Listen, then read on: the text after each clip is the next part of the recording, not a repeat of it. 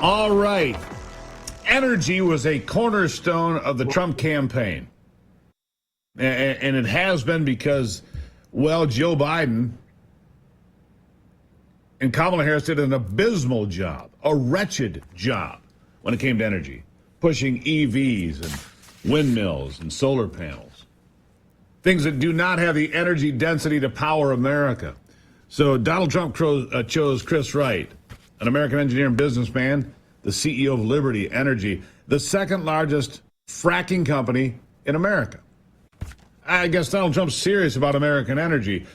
Joining me now is Paul Stydler, senior fellow at the Lexington Institute, a public policy think tank in Arlington, Virginia. Paul, thank you for being here. It's great to be with you again, Steve. Well, clearly, Chris Wright is a man who understands energy. He's a board member of Oklo, a nuclear technology company, EMX Royalty, a royalty payment company for mineral rights and mining rights. I mean, he's in energy. He's in energy not just in oil and gas and fracking, but in nuclear. And these modular nuclear companies, I think they're the future, Paul. I think they're a really big deal. When you can power a city with a nuclear reactor the size of an SUV, we're onto something. But how critical is this pick in your mind? It's an extremely important point, and one of the qualities that Chris Wright brings, as you mentioned, is he's an engineer and a businessman. He knows what the cost of regulations are. He knows the challenges of meeting a payroll.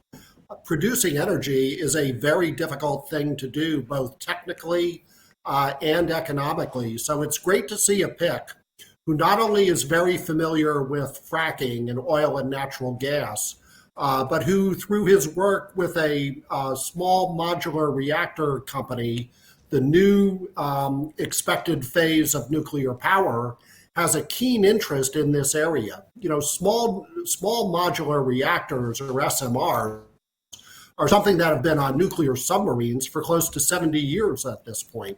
It's a tested technology.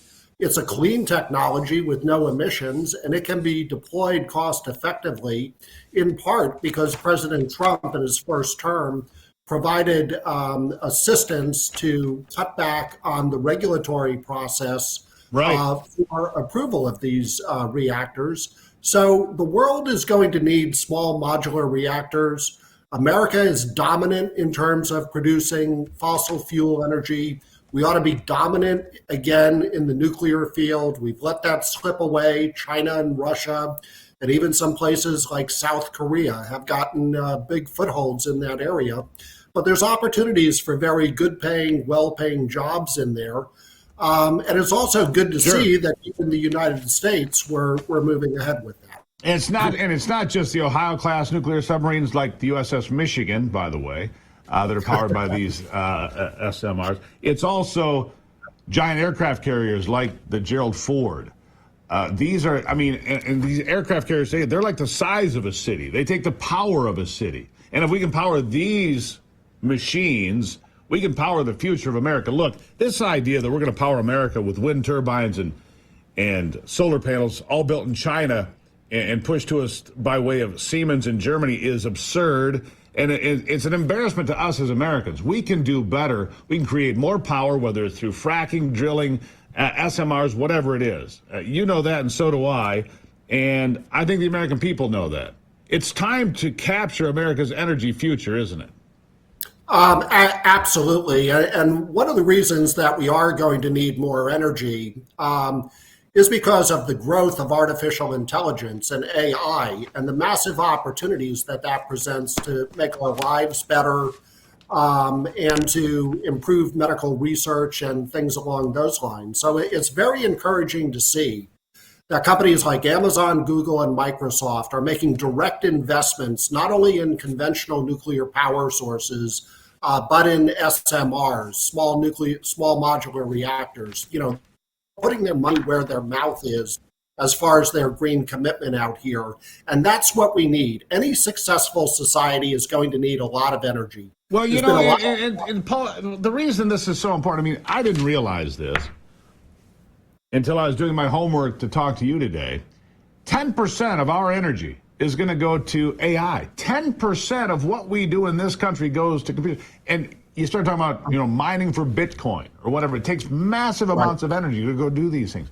We don't have a grid right now that'll support these things the way it needs to be in just 5 or 10 years. That's why I've always been concerned about EVs, because in order to build out for EVs, we'll need to take power from other places that it's really necessary, like AI, like we're talking about right here. So there's a race to get enough power, isn't there?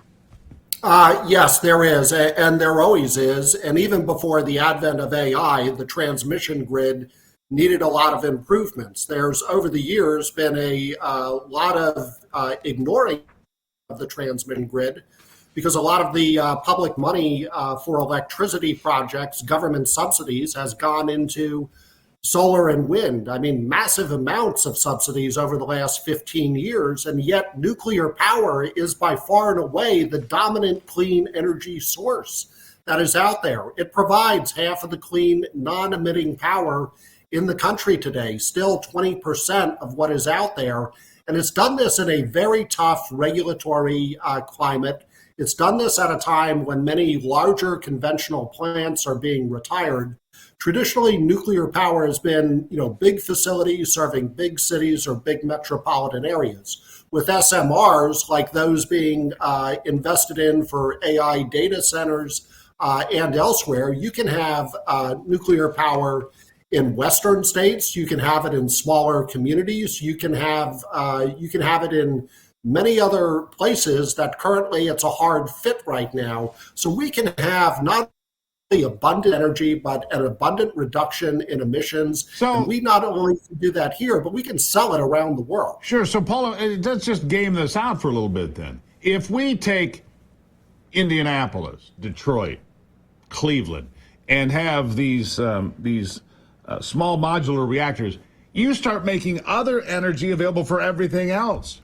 You're not using natural gas to create electricity, and some of the nicest electrical plants in the world now are natural gas driven, but that natural gas can be used for other things. It can be directed to other places, sold to Europe and Germany, for example, to heat their homes. Right. There are other possibilities then, right?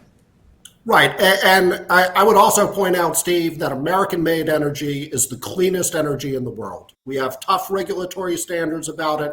We have companies that know they're going to have to pay a heavy price if they get into sloppy production processes and things along those lines.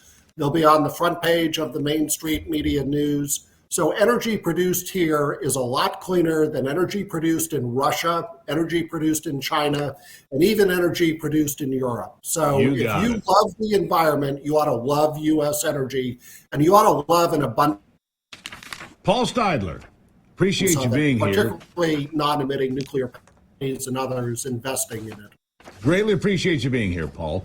We'll talk again soon, because we're going to watch this roll out. We're going to watch this in real time over the next, few weeks and a few months, and then we'll have him back and talk more about that. Paul Stydler from Lexington. Greatly appreciate that. All right, still to come on the program, we're going to be speaking to Randy Pippen, a high school football coach for more than 40 years. We're talking about how damaging it can be to get your bell rung. Used to be a funny thing, not so funny anymore. Concussions, CTE. How serious is it? How can you stop it from happening? How can you prevent it? Talk to a veteran football coach. Something a little bit different. A lot of football to be played tomorrow. Can they be protected better? It's after the break.